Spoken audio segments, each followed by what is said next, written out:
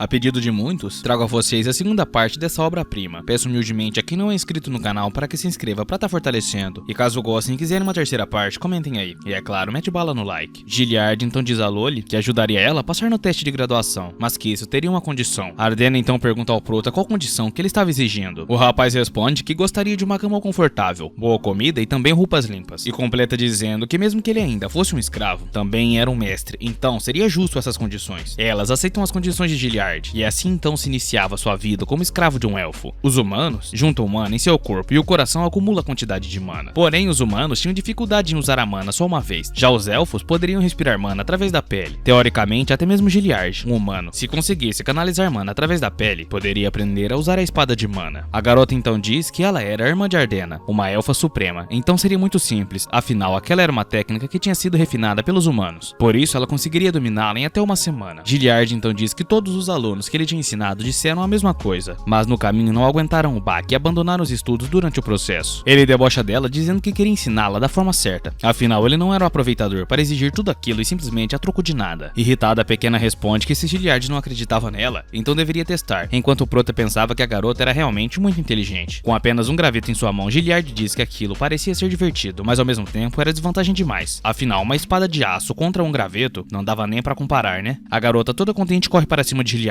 dizendo que o mesmo era muito habilidoso e tinha até vencido a sua irmã Ardena. Então já era óbvia a resposta. Ela estava realmente muito confiante, pois acreditava que Gilliard não conseguiria fazer nada contra ela utilizando somente um galhozinho. Mas aquilo para o nosso general era brincadeira de criança, e facilmente ele consegue atingir a mulher. Então o Prota diz a ela que só tinha utilizado apenas uma mão, e ainda assim venceu ela sem o menor esforço. E também diz que ela estava treinando espada enquanto usava um vestido e salto, e isso só deixava mais claro ainda que ela não estava preparada nem mesmo para o básico. Ela fica mais irritada ainda ao ouvir o Prota dizendo que ela já havia se aproximado dele sem pensar, e apenas por isso tinha perdido para um gravetinho. Ela então se vira cabisbaixa e diz que no fim não importava, pois sequer estava treinando, e também já estava acostumada com todos tratando ela como uma idiota, e até mesmo na academia ou na escola todos humilhavam ela. Mas a verdade é que a coitada não havia pedido para não conseguir manipular mana. A garota se vira ao Prota muito nervosa e pergunta a ele se ela parecia mesmo tão sonsa, enquanto o rapaz ficava se perguntando se ele havia passado dos limites enquanto falava, e também achava que seu hábito que tinha enquanto ensinava seus cavaleiros tinha vindo à tona. Muito triste e irritada, a garota gritava que desistia, pois uma elfa como ela não passava de um lixo inútil, que não tinha capacidade de conseguir nada. O Prota então analisava que a insolência de Arroni vinha de tentar não ser menosprezada pelos outros, ou ela também poderia estar buscando atenção,